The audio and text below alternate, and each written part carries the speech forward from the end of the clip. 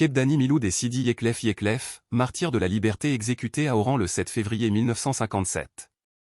Le 7 février 1957, la peine de mort par guillotine fut exécutée à la prison d'Oran contre le martyr Kebdani Miloud, le martyr Sidi Yeklef et 3 autres martyrs, après leur arrestation à la suite d'un affrontement avec l'ennemi français dans une ferme près d'Aïn Témouchan. Le martyr Kebdani Miloud. Naissance et enfance. Kebdani Miloud naquit le 21 septembre 1926 dans le quartier populaire de Boukourdan à Beni Saf, fils d'Idriss et de Kebdani Aïcha. Issu d'une famille modeste, il grandit au sein de ce foyer travailleur, comme tant d'autres familles algériennes pauvres ayant souffert sous le joug colonial, lequel condamna les enfants légitimes du pays à vivre dans l'ignorance, la misère et la faim. En raison de cette situation, le jeune Miloud ne put fréquenter l'école comme ses camarades et commença à travailler comme marin afin d'aider sa famille. Il remplit ce devoir familial avec dévouement. À cette époque, il entra en contact avec des jeunes patriotes, fut profondément influencé par eux et prit conscience de son rôle dans la lutte nationale. Il comprit que son devoir ne se limitait pas à subvenir aux besoins de sa famille, mais qu'il avait aussi une mission sacrée envers sa patrie occupée. Activité politique. Il s'engagea dans le mouvement national aux côtés des premiers membres, suivant des cours du soir à l'école de l'association des oulémas musulmans algériens auprès du Cheikh Reda. Il rejoignit ensuite le Parti du peuple algérien et forma, avec ses camarades de lutte Djilali Ben Saï, Belhaj Sadek Belarbi, Kebdani Sikadour, Rifi Mohamed et Rifi Boussif la première cellule de combat, sous la responsabilité d'Ali Belhaj El Hussein, Si Halal, et Ali El Alak.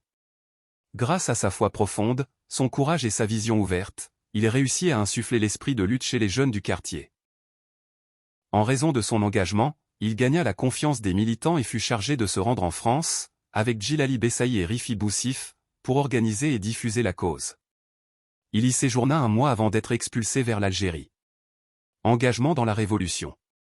Au déclenchement de la Révolution du 1er novembre 1954, Miloud éprouva une immense joie et était pleinement prêt à y participer. Travaillant alors sur un navire appartenant à un colon d'origine espagnole à Gazaoué, il reçut l'ordre de rejoindre la lutte armée. Il prit part à plusieurs accrochages et, après avoir participé à la bataille de Médag en 1956, se rendit dans une ferme près d'Aïn Témouchan, chez Kada Ben Chara. Alors qu'il se trouvait dans la maison d'un habitant à Ouglal, une dénonciation le fit arrêter par l'armée coloniale, qui le conduisit au 2e bureau d'Aïn Témouchan. Là, il rencontra le Moudjahid Kada Belatar à qui il remit une photo et un mouchoir à transmettre à sa famille. Après son arrestation, la maison familiale fut mise sous haute surveillance, et ses frères Mohamed et Halal furent arrêtés. Halal fut envoyé dans un camp de détention au Sahara, tandis que Boumdienne et Mohamed furent emmenés au centre de torture, dans la salle des fêtes de Beni Saf. Son martyr. Après son interrogatoire au 2e bureau d'Aïn Témouchan et son refus de parler, il fut transféré à la prison d'Oran.